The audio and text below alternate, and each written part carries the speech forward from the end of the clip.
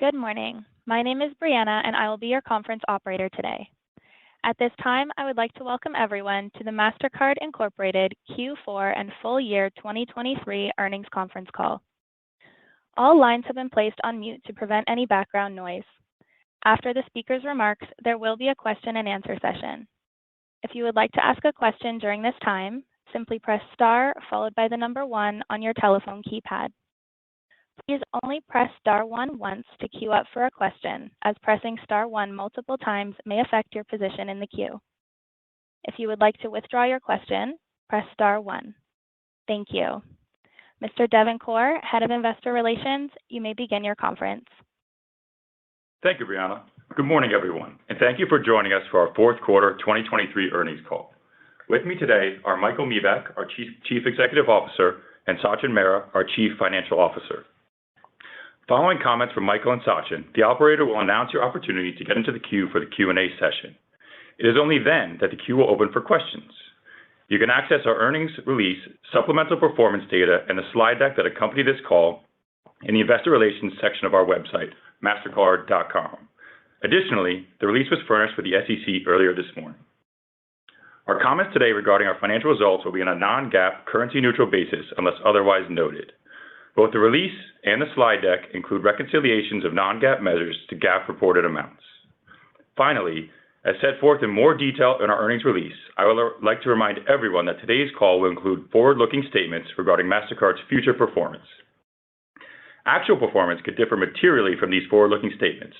Information about the factors that could affect future performance are summarized at the end of our earnings release and in our recent SEC filings. A replay of this call will be posted on our website for 30 days. With that, I will now turn the call over to our Chief Executive Officer, Michael Miebach. Thank you, Devin. Good morning, everyone. Here's the headline. We closed out 2023 with another quarter of strong earnings and revenue growth. Quarter 4 net revenues were up 11% and operating income up 13%, both versus a year ago on a non-GAAP currency-neutral basis, excluding special items, as always. These results were driven by healthy consumer spending and the ongoing execution of our strategy. Our deal momentum continued this quarter, powered by a broad range of unique, diversified products and services, both designed to solve our customers' needs. Let's start on the macroeconomic front, where we see both tailwinds and headwinds. First, the labor market remains strong with low unemployment and rising wages. These remain key drivers of consumer spending. Some risks we're monitoring include credit availability and delinquency rates. Second, while inflation continues to moderate, prices of many goods and services remain elevated. We're tracking the efforts of central banks who are actively managing interest rates to normalize inflation. And finally, geopolitical uncertainty remains a concern in several markets. On balance, we remain fairly positive about the growth outlook, but we are monitoring the environment closely and will manage the business accordingly. Looking at our switch trends this quarter, domestic volume growth remains healthy, and cross-border spending remains strong, up 18% globally in the fourth quarter on a local currency basis. With that as a backdrop, we remain focused on our strategic priorities, which fuel our growth algorithm across payments and services and new networks.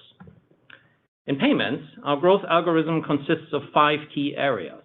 1, being in the flow to capture the natural growth of economies.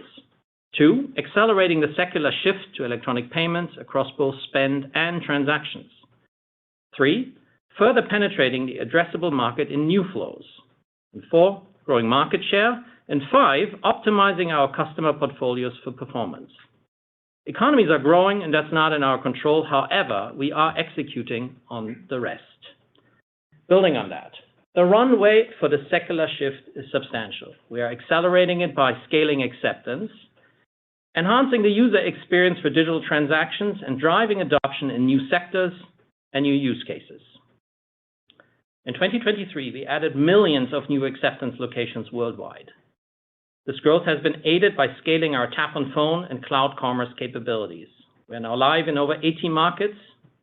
Smaller merchants can start accepting payments by simply downloading an app. And larger merchants are leveraging the technology to promote quick and seamless checkout experiences anywhere in store. We're supporting partners like Apple, who in 2023 expanded Tap to Pay on iPhone into Australia, the UK, France, Brazil, and several other markets. We're also accelerating the secular shift away from cash and closed-loop transactions such as transit through our contactless capabilities. Contactless provides a fast, secure, and seamless consumer experience. In areas like transit, it creates an opportunity to capture incremental transactions with a tap for every single ride. And when consumers use contactless for transit, they often extend that behavior across other low-dollar spend categories. We've made great progress with many major cities such as London and New York operating broad-based open-loop systems. However, there's still significant runway for us, given that only a small percentage of large cities globally are operating open-loop systems at scale. And we're leaning into advanced payment technologies like click-to-pay, tokenization, and biometrics. They offer embedded, secure, and password-free checkout solutions, and with that, bring an elevated level of security, simplicity, and speed to every transaction. And that's true regardless of the device, browser, or card. These solutions not only benefit consumers, but they also create value for merchants, as their customers are less likely to abandon a transaction. And issuers also benefit from an increase in customer stickiness. For Click-to-Pay, we are now live in over 35 countries, supported by over 50 channel partners. And in 2023, we drove over 60% growth in transactions. Klarna will implement Click-to-Pay this year and activate their merchants across all European markets where they operate. We're driving tokenization across all channels, including devices, commerce platforms, card on file, and guest checkout. Tokenization reduces fraud and increases approval rates by approximately 3 to 6 percentage points across regions. And we're expanding our biometric payment capabilities, which enable payments with a smile or a wave. After launching in Brazil, we have now partnered with NYSE Corporation to bring our biometric checkout to the Asia-Pacific region. We're also driving growth by winning and retaining deals across consumer payments, account-to-account, and new flows. This week, we shared that BOK Financial will flip its U.S. debit portfolio to Mastercard, making us the exclusive partner across its debit and commercial portfolios. They selected us due to our differentiated virtual card and open banking assets, fraud solutions, and our shared commitment to financial inclusion. This marks the third U.S.-regulated debit flip we signed in the last year, building on our recent successes with Citizens and Webster Bank, both of which have now started converting their portfolios. And BPER Banca, one of the largest banks in Italy, will migrate their debit card portfolio to Mastercard as well. We renewed our partnership with Commonwealth Bank of Australia, where we will retain exclusivity across their consumer credit and debit portfolios. We signed a long-term partnership with Shinhan Card, the largest issuer in Korea, to solidify our leadership in the country. This relationship spans consumer and commercial card offerings and expands into new services, including data analytics. And in Canada, we executed an exclusive long-term renewal of the President's Choice Financial consumer credit and prepaid portfolios. We're also winning in fintechs, co-brands, and public sector partners. When it comes to fintechs, Mastercard is a partner of choice. In fact, Mastercard serves over 80% of the top digital payment and neobank fintechs on the CNBC Global Fintech list. This quarter, Starling Bank, one of the largest fintechs in the UK, renewed their partnership with Mastercard. In the co-brand space, we're partnering with J.Crew and Synchrony in the US to launch the retailer's first co-branded digital first card. And in the public sector, we have an exclusive partnership with Fiserv Money Network for all US, state, and federal government benefit and wage disbursement debit programs. As part of our partnership, we are thrilled to launch with the California Economic Development Department in February, the largest unemployment program in the United States. As you can see, we continue our positive deal momentum, powered by our differentiated products and services, while always keeping a focus on financial discipline. This also helps us to capture more of the secular tailwind and, in turn, further drive services growth. Looking to China, we are thrilled that our joint venture in China has received formal approval to commence domestic bank card clearing. We believe that we will be uniquely positioned to provide Chinese consumers with an exceptional payment experience using a single card that's optimized for both domestic and cross-border spend. While we're excited about the medium to long-term opportunity, there's still work to be done as we fully build out the issuing and acceptance footprint. As we do that, we continue to grow our presence with bank and fintech partners in the market. ICBC launched the first World Mastercard product in November, and Bank of Communications selected Mastercard to launch their first international debit card. Beyond cards, we also continue to make meaningful progress in the account-to-account space. This quarter, we announced a long-term strategic partnership with the Clearinghouse, the operator of the RTP network, which continues to secure our position in real-time payments in the United States. Now, shifting gears, we continue to execute against our strategy to capture the large secular opportunity in targeted new flows, including commercial payments and disbursements and remittances. We continue to win in commercial. This spans commercial point of sale and B2B accounts payable, which we target through our market-leading virtual card solution. This quarter alone, we renewed our commercial relationships with JP Morgan and FleetCor, two of the largest commercial issuers in the United States. BNP Paribas Fortis will flip their business credit portfolio to Mastercard in Belgium. And on the virtual card front, we announced two exciting partnerships in the online travel agency space with Booking.com and Agoda. Turning now to disbursements and remittances. In 2023, we grew transactions by over 30%. We continue to scale our use cases. For example, UBS has integrated our cross-border services capability. This will enable them to execute instant cross-border payments for multiple use cases, including helping their customers pay employees abroad.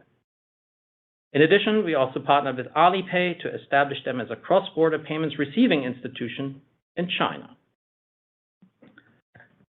Payments, services, and new networks reinforce each other. We said it countless times. Our services and new networks provide differentiation, as noted in many of the wins I mentioned. Underlying payments growth helps drive services too, and payments growth brings incremental rich data. Our services turn that data into valuable insights, and when implemented by our customers, those insights can drive incremental digitization of payments.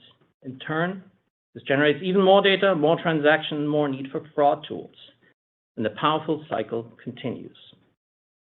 The services and new networks components of our growth algorithms are built on driving increased penetration of existing customers, extending our services across new customers and customer types, and continuing to build and deploy new services. Here are a few examples of how we are executing against each of these. The past year, Bank of America has expanded their services relationship with us to include test and learn, program management, and supplier enablement solutions. This is on top of many of our services they already have. Axis Bank in India has also expanded their relationship with us. They will use our consulting, marketing, and analytics services to support end-to-end portfolio lifecycle management. WorldPay is utilizing our fraud alerts to streamline the dispute resolution process. And Citi has deployed Consumer Clarity digital receipts to provide eligible U.S. cardholders with detailed purchase information directly through their bank app. Now, with increased visibility about the merchant and purchase details, consumers can easily validate transactions and reduce the number of disputes they file. Square is also integrating Consumer Clarity solution. Furthermore, NYSE has chosen Mastercard as a strategic partner to roll out open banking for e-commerce payments across Europe, and the list goes on. We're extending our services and solutions across new customer types, including large marketplaces. Alibaba will use Mastercard's open banking technology to help streamline the onboarding experience for small businesses on the US marketplace and reduce fraud. And Meta utilizes our digital identity technology to improve authentication for online orders. We also continue to develop new services and solutions, many of which leverage the work we are doing with generative AI. Generative AI brings more opportunity to drive better experiences for our customers and makes it easier to extract insights from our data. It can also help us increase internal productivity. We're working on many Gen AI use cases today to do just that. For example, we recently announced Shopping Muse. Shopping Muse uses generative AI to offer a conversational shopping tool that recreates the in-store human experience online. It can translate consumers' colloquial language into tailored recommendations. Another example is Mastercard Small Business AI. The tool will draw on our existing small business resources, along with the content from a newly formed global media coalition, to help business owners navigate a range of business challenges. The platform, which is scheduled for pilot launch later this year, will leverage AI to provide personalized, real-time assistance delivered in a conversational tone. And finally, we expanded Mastercard Access, which provides customers with a single point of connectivity to quickly and easily source our AI, digital, and identity services. Using Access, customers can deploy these services across multiple rails or networks, including those outside the Mastercard network. This is an exciting development which enhances our ability to scale our services across networks and streamlines the ability for our customers to adopt our capabilities. So with that, I will wrap it up. In summary, we delivered another strong quarter and year of revenue and earnings growth. We're successfully executing against our strategy and on our growth algorithm. Our differentiated capabilities, diversified business model, and focused strategy position us well to capitalize on the significant opportunity in front of us. Sachin, over to you. Great. Thanks, Michael. Turning now to page 3, which shows our financial performance for the fourth quarter on a currency-neutral basis, excluding, where applicable, special items and the impact of gains and losses on our equity investments. Net revenue was up 11%, reflecting continued growth in our payment network and our value-added services and solutions.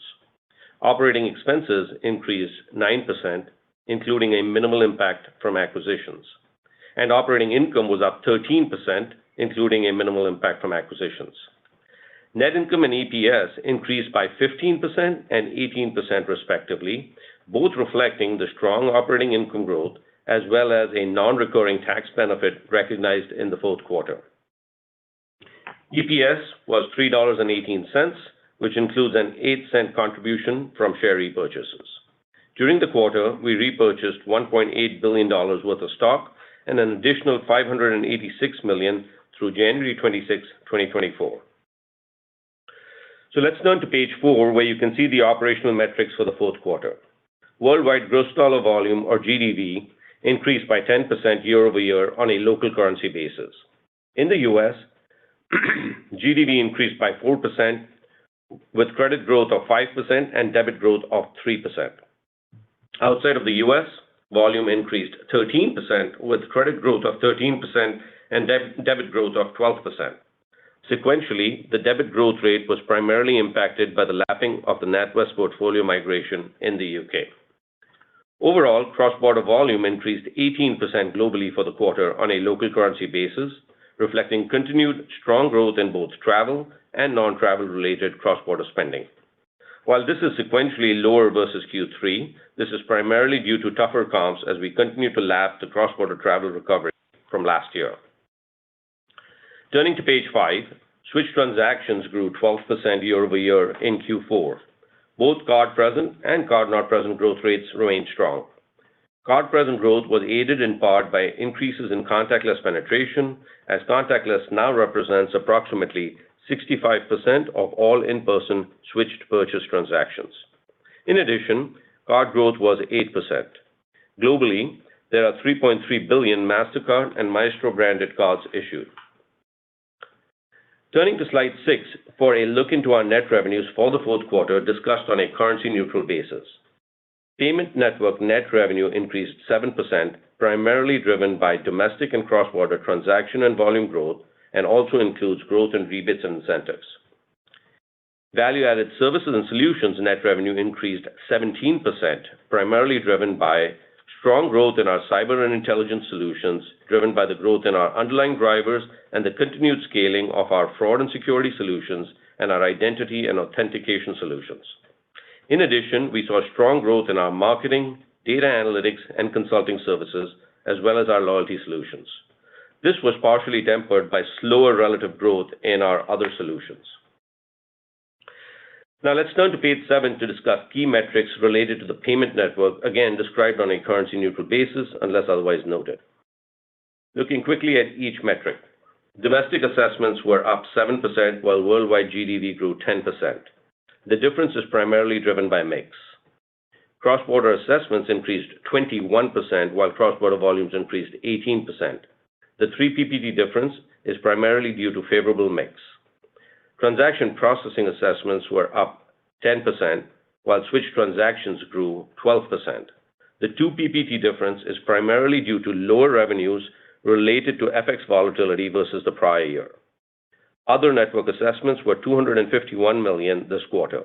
As a reminder, these assessments primarily relate to licensing, implementation, and other franchise fees and may fluctuate from period to period. Moving on to page 8, you can see that on a non-GAAP currency-neutral basis, excluding special items, total adjusted operating expenses increased 9%, which includes a minimal impact from acquisitions. This increase was primarily due to increased spending on personnel to support the continued execution of our strategic initiatives and increased spending on marketing campaigns, advertising, and sponsorships like the UEFA Champions League and the Rugby World Cup. Turning to page 9, you will see that we are no longer providing operating metrics as a percentage of 2019, given that we are well past the pandemic. Now, let me comment on the operating metric trends in the fourth quarter and through the first 4 weeks of January. Starting with switch volume growth year over year, the sequential decline from Q3 to Q4 is primarily due to the lapping effects from the routing of all Mastercard branded volume in Japan to the Mastercard switch and the migration of the NatWest portfolio to Mastercard. Specific to the U.S., the sequential decline from Q3 to Q4 was primarily due to tougher comps. Moving to the first 4 weeks of January, switched volume growth in the U.S. was impacted primarily by severe weather events across the country. As we look specifically at the 4th week of January, which did not have the same impacts from severe weather, switched volume in the U.S. returned to approximately 5% growth year over year, similar to what we saw in December. Outside of the U.S., we continue to lap the migration of the NatWest portfolio. Switch transactions follow similar patterns to switched volumes. Looking at cross-border for both Q4 and the first 4 weeks of January, cross-border travel growth continues to be primarily impacted by tougher comps as we lap the recovery of travel. Cross-border card not present ex-travel continues to show strength.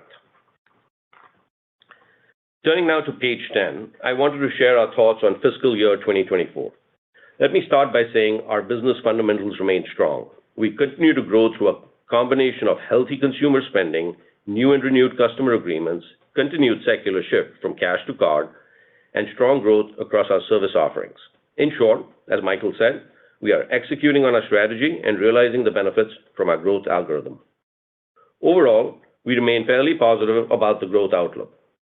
Consumer spending continues to be supported by a strong labor market and wage growth. Our base case scenario for 2024 reflects healthy consumer spending and recent spending dynamics. That being said, we are closely monitoring both positives and negatives in the macro environment, as well as geopolitical events. And we stand ready to manage our investment levels as appropriate while maintaining focus on our key strategic priorities. As it relates to the full year 2024, our base case is for net revenues to grow at the high end of a low double-digit rate on a currency-neutral basis, excluding acquisitions. Acquisitions and foreign exchange are forecasted to have a minimal impact for the year. In terms of operating expenses, we expect full-year growth at the low end of a low double-digit rate on a currency-neutral basis, excluding acquisitions and special items. Of note, this includes an increase of approximately 1 PPT in operating expense due to a new Brazil tax legislation, which went into effect as of January 1, 2024. This legislation results in higher operating expenses due to an increase in indirect taxes, which is more than offset by a reduction in our income taxes expense. Acquisitions and foreign exchange are forecasted to have a minimal impact to this growth rate for the year. Now, turning to Q1 2024, year-over-year net revenue growth is expected to be at the low end of a low double-digit rate on a currency-neutral basis, excluding acquisitions. Acquisitions and foreign exchange are forecasted to have a minimal impact to this growth rate for the quarter. Let me briefly talk through why our full-year currency-neutral net revenue growth is expected to be higher than the first quarter of 2024. This is primarily driven by 2 factors. First, revenues related to FX volatility were highest in Q1 2023 compared to the other quarters in the year. And second, while our value-added services and solutions continue to grow at a healthy pace, from a cadence perspective, we expect Q1 growth to be lower relative to the other quarters, primarily due to tougher comps. From an operating expense standpoint, we expect Q1 operating expense growth to be at the high end of a high single-digit rate versus a year ago, again, on a currency-neutral basis, excluding acquisitions and special items. Once again, this includes an increase of approximately 1 PPT related to the Brazil tax legislation that I mentioned earlier. Acquisitions are forecasted to add 0 to 1 PPT to this OpEx growth, and foreign exchange is expected to be a headwind of approximately 0 to 1 PPT for the quarter. Other items to keep in mind: on the other income and expense line, we expect an expense of approximately $60 to $65 million for Q1, given the prevailing interest rates and debt levels. This excludes gains and losses on our equity investments, which are excluded from our non-GAAP metrics. Finally, we expect a non-GAAP tax rate of 16 to 17% for Q1 and approximately 17% on a full-year basis, all based on the current geographic mix of our business. This reflects the benefit to our effective tax rate related to the Brazil tax legislation that I mentioned earlier. And with that, I will turn the call back over to Devin. Thank you. Brianna, you may open the call for questions now. Thank you. At this time, I would like to remind everyone, in order to ask a question, press star, then the number 1 on your telephone keypad. Please only press star 1 once to queue up for a question, as pressing star 1 multiple times may affect your position in the queue. We'll pause for just a moment to compile the Q&A roster. Your first question comes from the line of Harshita Rawat with Bernstein. Your line is open.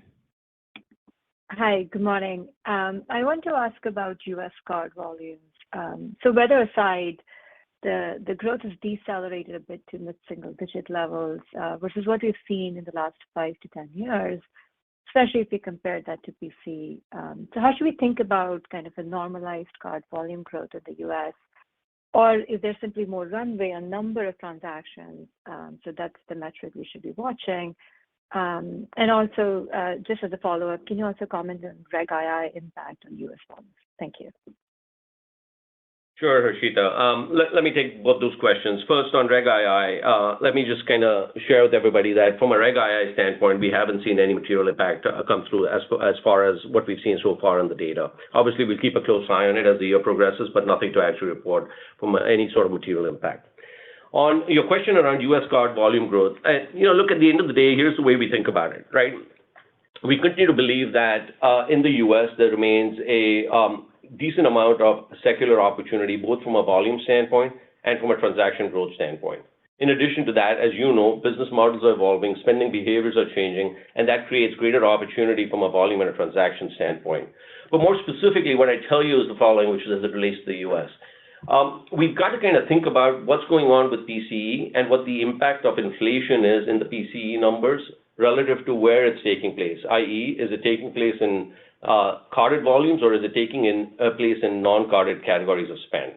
So as you do the analysis, or at least as we do the analysis, the way we think about this is we look at PCE, we think about on a normalized basis, if inflation were to take place fairly evenly across both carded and non-carded PCE, it gives us a high degree of comfort that there's a decent amount of secular opportunity which still remains in the U.S. from a growth standpoint. Now, in addition to the secular opportunity and the fact that the U.S. continues to actually perform well from an overall consumer health standpoint, we're very active. We're growing our volumes by winning share. I mean, you've heard about this quarter over quarter in terms of what we're doing to win volumes from new customers. We've had good wins on the debit space, which, as you know, is a challenged kind of environment in the U.S.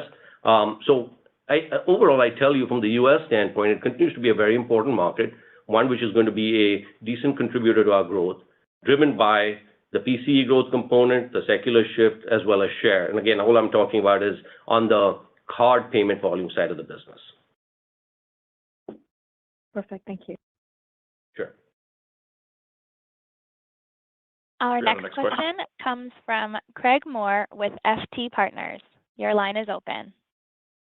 Yeah, good morning. Thanks. So two questions. One, to what degree are conversions of new wins contributing to fiscal year 24 guidance? And secondly, regarding China, knowing that you need to launch your business there within 6 months of approval, I was wondering if you could characterize conversations with issuers there and whether you've been able to keep warm relationships with those issuers over the years, considering you were in a very strong position in China when regulations changed, whatever it was, 7-8 years ago. Thanks. Right. Let me take the China question first, and we come back to the conversion topic that you raised. So, needless to say, we're thrilled about China. So it's a massive economy, and we feel we're well positioned to serve it. As I said in my remarks at the beginning, we feel we're uniquely positioned to put into the hand of Chinese consumers a solution, a seamless solution that works domestically as well as when they travel. That's not unique. There's another competitor that has that kind of a proposition, but we do have the much better acceptance network to provide an end-to-end solution that works well. On that basis, we're busy right now with our partners in China, with the banks, with acquirers, issuers, and so forth, to discuss rolling out on the issuing side as well as on the acceptance side for 6 months, as you rightly said. Now, for years, we have been very active in China on the cross-border side, and those are strong relationships with the same exact banks. And I mentioned too with ICBC and Bank of Communications, we're just launching new products. So the fact that we are well positioned today with the banks gives us an edge here on moving forward at speed. As I also said, going live within the first 6 months doesn't mean that we're live everywhere, and we have to build this out over time to get full opportunity in the medium to the long term. And on the conversion piece, just to know, for the U.S., we saw, I mentioned this earlier, for Webster and for Citizens, conversion is starting. Some of the big conversions in Europe have already completed. Sachin talked about the lapping for NetWest and so forth. So, Sachin, if there's anything else? Yeah, no, Craig, I would just add, like Michael said, right? I mean, as you would imagine, in terms of how we think about 2024 and our thoughts for 2024, we do factor in what our best estimate is as it relates to the conversion of the portfolios. What I tell you is we've had a decent amount of wins across the globe. We, for the most part, the sizable ones are, staggered wins, as in they come on over a period of time. They're not episodic flips, which will take place all at one time. So, for example, Citizens, Webster, UniCredit, Deutsche Bank, all of these will play out over the course of 24, and in some instances over multiple years. So we factor in our best estimates on those conversions as we kind of put our thoughts together for the year. Thank you. Our next question comes from Sanjay Sakhrani with KBW. Your line is open. Thank you. Good morning. Sachin, thank you for sort of the cadence for the year with the first quarter. But I was just wondering, could you just elaborate a little bit more on the expectations for payments versus the value-added service revenues? And then specific to that Brazil tax legislation, I guess, is it neutral to EPS? It adds to OpEx but lowers taxes? Just maybe you could help us with that too. Thank you. Sure. Let me just take the Brazil one first, and I'll come back to your second question. So on the Brazil piece, it increases our operating expenses because it's an increase in indirect taxes which are there. It's more than offset in our tax rate and in the thoughts we've given you from a tax rate standpoint. So from an overall EPS standpoint, it actually ends up being slightly accretive because of the more than offset which is taking place on the tax line there. On your question around payments versus value-added services and solutions expectations, look, we're not giving specific guidance as it relates to how we see payment network revenue and value-added services and solutions revenue. But at the high level, here's what I'd say. Let me first address the value-added services and solutions piece.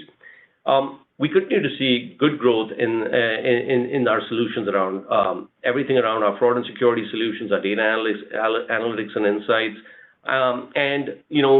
We're building all of those into our thoughts for the year. We've had a good year in 2023. We continue to see a good outlook for value-added services and solutions going into 2024. Likewise for payments, right? I mean, as you can imagine, in payments, it's a function of what we think will happen from a carded market volume growth rate standpoint and what the impacts will be from share wins as well as the impacts of rebates and incentives. So all of that kind of is factored in. What I would tell you broadly is that we continue to expect value-added services and solutions to grow at a faster pace than we do on the payment network side. Thank you. Our next question comes from Tien-Tsin Huang with JP Morgan. Your line is open.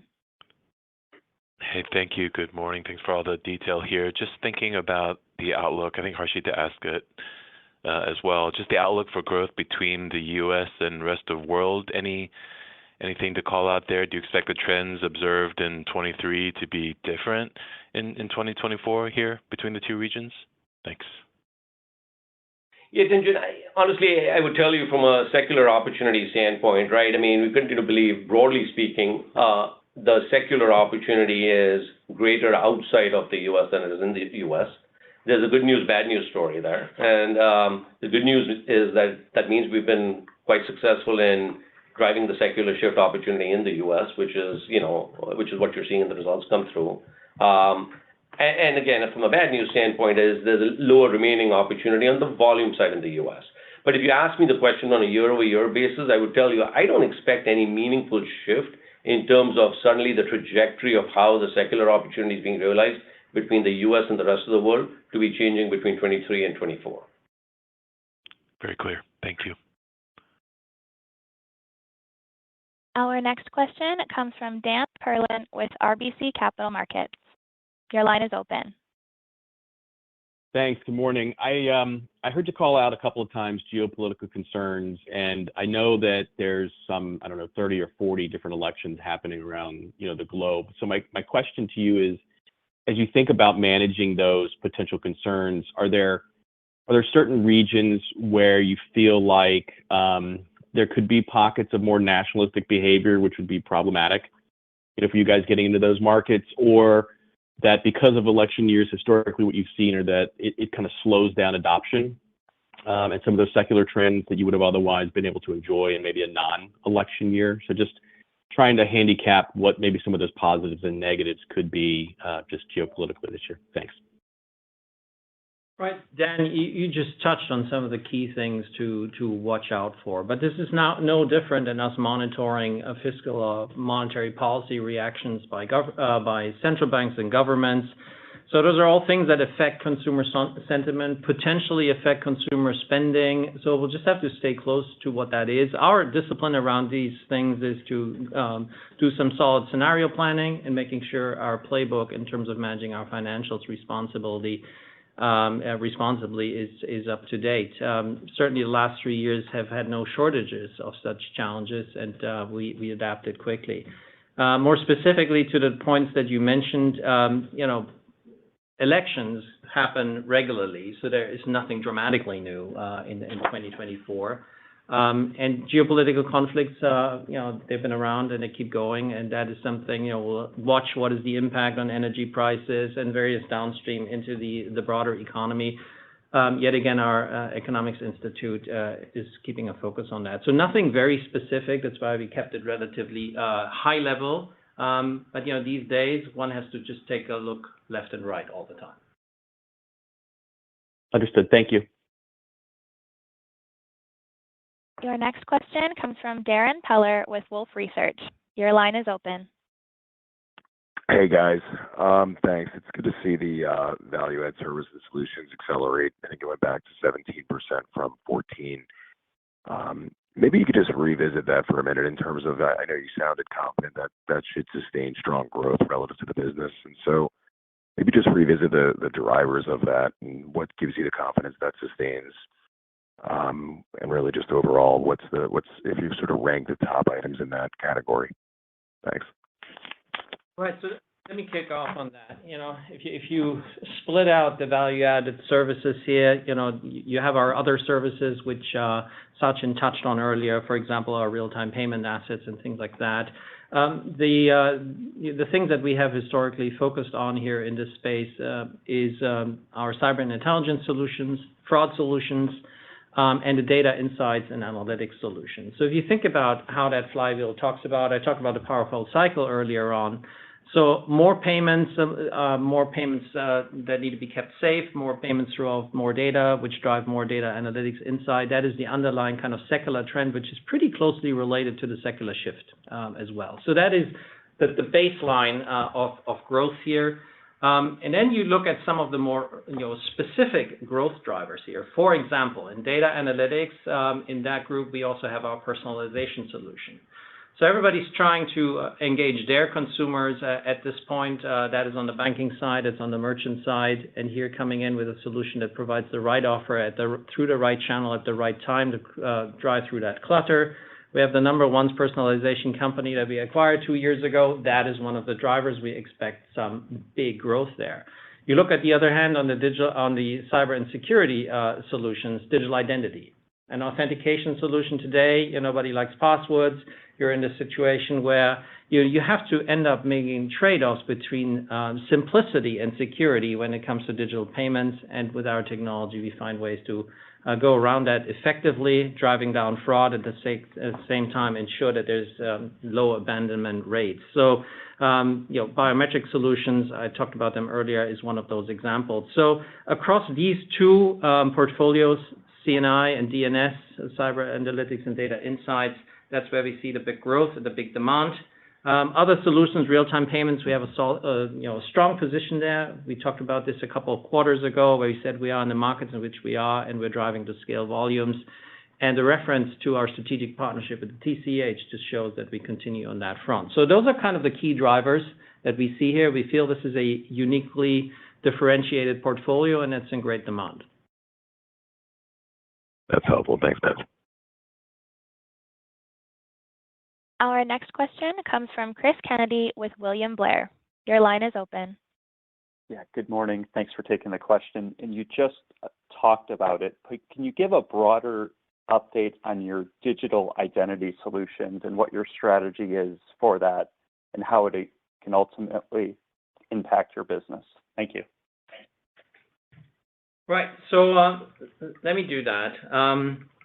I just gave you the headlines on that. So specifically within that, there's a whole set of solutions from biometric to identity events, where we have an ability to provide an identity confidence score to one of our customers and saying, this person has lived at this address before, and here is their previous employment. So with this, with a certain level of confidence, we can say this is the person. All this stuff is kind of happening behind the scenes. That is the approach that we're taking. But it's not just our identity data. We are combining this with open banking, and we're trying to find use cases where this really makes a difference. For example, an account opening. So we're taking our open banking technology and our Finicity footprint here in the United States, all the way up to 90% of our deposit accounts in this market. And we're taking our digital identity solution into a premium account owner verification and account opening solution. Those are the kind of examples where we see we're truly differentiated. At the highest level, it's before and after the transaction, we're driving value through digital identity. We feel this is absolutely central to the digital economy. And that's why we put it in the new network, because there are people who have identity data and there are people who want to use identity data. We don't want to hold it. We're seated somewhere in the middle, and we are essentially the trusted partner that can prove one way or another if a person is the person they claim to be. Minimal use of data, permission data, that's the approach. Great. Thanks for taking the question. Your next question comes from Paul Golding with Macquarie Capital. Your line is open.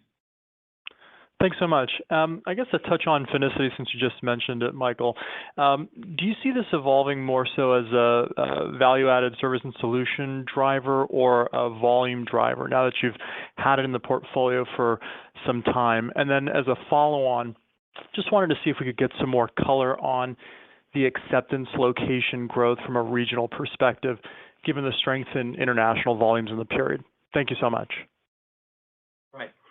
So starting with Finicity, and then we have the corresponding set of capabilities through our IA acquisition in Europe. We're also building out connectivity in Australia. Those are the three regions where we're focused.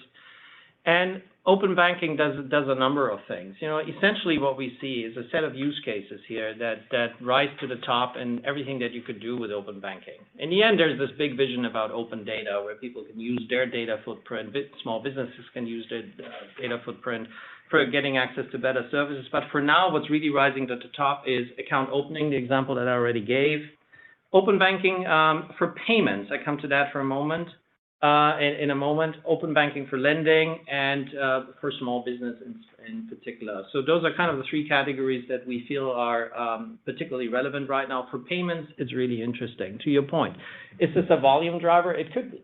Because the connectivity that we have here, what we're trying to do is facilitate payments, for example, in non-carded use cases, as we have with the pay-by-bank solution in the United States in partnership with Chase Bank. So we hope to see significant volume growth out of that. That's the whole idea, and that builds on our experience with pay-by-bank in the UK. This is a somewhat different approach here in the US, where our open banking capabilities are the true differentiator. So use cases that matter, that's the focus, and out of that, we hope to see not only API clicks on account opening, but also payment volume coming through. Your next question? That was the second part of the question. Thank you. My team is just reminding me. Acceptance growth regionally. I mean, it comes to the answer actually that Sachin gave earlier, where we talked a little bit about payments growth in the regional comparison. So, when you think beyond the United States, we see tremendous growth opportunity. Out here in the United States, you would say it's more new use cases and verticals, and it's more generally and broader acceptance across the payments landscape in the rest of the world. There's even significant geographic opportunities to grow. Take Japan, for example. So it's a country that is where the government has put out a stated policy to drive a cashless Japan. So tremendous upside there. We talked about China earlier on, where we're investing heavily in acceptance footprint. So I would say it's leaning a little more on the international side, but here in the US, we're very busy going for use cases and verticals. Your next question comes from David Togut with Evercore. Your line is open. Thank you. Good morning. Europe continues to be a driver of differentiated growth for Mastercard. Could you share your insights into your runway for growth in some of your largest countries, for example, Germany and Italy, and maybe frame that in terms of payment volume growth and vast growth opportunity? Right. Let me start off with that question. First of all, I do want to underline what you just said. It is a source of differentiated growth for us. We've had a great run in Europe.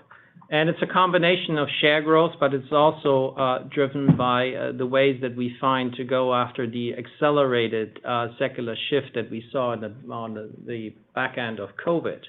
Countries like Germany really driving up contactless usage, just to give you one example. So overall, Europe's been firing on all cylinders for us. And I come back to the growth algorithm that we laid out for payments, which applies very much in Europe. So that, European economies will do what they do, but we will continue to focus on share gain, but we will also be very busy to take the share gain that we've already had and turn that into profitable volume for us.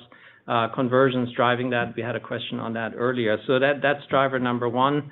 And then going into new flows in Europe, there's opportunity there as well. If you look at alternative payment systems, everything that's going on in Europe, clearly through PSD2, PSD3, and so forth, there's a lot of movement in Europe that we will stay on top as we look ahead of into that.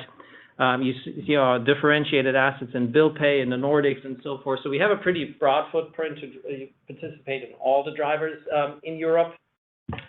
In terms of services has been strong in Europe for a long time. Our advisors or our consulting business has been a winner for us in Europe for the longest time. And if you look at some of these big wins that we've talked about, they all have a significant contribution of services. In fact, I would say oftentimes they are one of the reasons that we win those deals. So nothing dramatically different there. I think Europe has caught up on the secular and trend and digitization, and we're firing on all cylinders. We're fully invested in Europe. As you know, one of the big topics in Europe is European sovereignty, and we're deeply invested in Europe with our efforts, and we're engaging with in Brussels and the nation states and so forth, which is very important for us to do to be a partner on their journey. Yeah, David, it's Sachin. I'll just emphasize what Michael just said, right? He's mentioned on a couple of occasions today that, payments drives value-added services and solutions, and value-added services and solutions drive payments. It's no different in Europe, right? For all the share wins we've had in Europe, for all the growth we're seeing on the payment side, it creates new opportunities for us on the services side. And then vice versa, as you actually do deliver on those services, you get the benefit of additional data. When you get the benefit of additional data, you're able to help optimize existing portfolios, which again drives payment volume growth. So, and that's not unique to Europe. It's actually true for the way we run the business globally. But the fact that we are actually increasingly, becoming more prominent in the payment flow enables that cycle to work quite effectively. Thank you very much. Our next question comes from Ken Suchoski with Autonomous Research. Your line is open. Hi, good morning. Thanks for taking the question. I just wanted to ask about the yields on the domestic assessment revenue line. That yield has declined year over year for some time now, and it came in a little bit lighter than some were expecting this quarter. I think you highlighted mix impacting the yields or the spread between revenue and volume growth. So could you just provide some more detail around the specific changes that you're seeing in terms of mix, and can we get to a place where domestic yields are actually expanding year over year? Thank you. Yeah, look, I'll comment on the yield piece, because what you're seeing effectively in the fourth quarter of 2023, when you look at payment network net revenue divided by GDV, is what you see every year in terms of the sequential decline in yields. And that's primarily being driven by the fact that, remember, in the third quarter of all years, we tend to have our strongest cross-border performance, and our cross-border tends to come with our best yields. And so what you've got is when you're getting more bang for the buck for $1 of GDV on the cross-border side than you are on the domestic volume side. So that's what's causing for that sequential decline. You'll see that as a pattern which has existed in prior years as well. Broadly speaking, I would tell you that otherwise there's nothing unusual to call out on the payment network net revenue yield. The one reminder I'll give you is that we run the business not only to optimize payment network net revenue yield, but overall net revenue yield for our company. Because again, it goes back to the question David asked right before you, Ken, which is, at the end of the day, we've got to be in the payment flow. We've got to allow ourselves to have the opportunity to deliver services on those payments to generate additional revenue, which causes for overall net accretion in our overall net revenue yield. So I know your question is specific to payment network net revenue yield, but I just wanted to make sure you know that from our mindset standpoint, we're looking at payment network net revenue yield as well as overall net revenue yield for the company. I should say, earlier when I was talking about the payment algorithm, I said that we are putting great focus on our financial discipline, and we do it with revenues in mind and with services revenue in mind. So yes, it needs to add up to the overall net revenue yield, as Sachin just said. But I'm telling you, we don't want to win every deal. We want to win the deals we want to win, and we're pretty disciplined about it. Great. Thanks, guys. Your next question comes from Andrew Jeffrey with Truist Securities. Your line is open. Hi, good morning. I appreciate you taking the question. I wanted to dig in, Michael, if I might, a little bit more on your pay by bank initiatives. Can this be, especially as we see the emergence of networks like Pix in Brazil, for example, can this be a sort of a standalone growth driver in its own right, or is it sort of folded into your overall comments on open banking? I just wanted to see if there's an important distinction to draw as we think about go-forward growth opportunities. Right. So I think both questions, your question and the previous question, hit on an important point there. There is a particular point of interest for us at the intersection of open banking and payments. It enables the open banking connectivity enables us to go after use cases that we otherwise wouldn't be able to go after. So here's additional data that is available that you can then combine in combination with an underlying RTP rail to make a profitable proposition for a customer, which is exactly what Chase Pay by Bank is. basically you debit your customer when there's a balance, and that is what the open banking connectivity tells you. So, that's a good solution. If we look broadly around the world, PIX, UPI in India, FedNow, there's a bunch of real-time payment systems, and those are the kind of rails where we have experience, we have connectivity. In some, we operate them ourselves. So that is exactly what we're looking at as one of the assets and the propositions that we will bring together for our customers. Now, more broadly speaking, when you look at PIX, when you look at UPI, one other thing to keep in mind is, here's public sector doing a good job in pulling in more participants in the overall digital economy, so we can come in with our solutions, our real-time payment solutions, our card-based solutions, but they're basically extending the digital economy to create a tide that kind of lifts everybody's boats, financial inclusion being the headline. So that's something to consider. Somewhere in between, there are points that we will manage very carefully, as in when these systems grow and they provide alternatives to our solutions that we compete and provide the best solution to consumers and to our customers. On the fraud side, on ease of use, a lot of these systems don't have all of these functionalities. So those are things that we focus on. So we're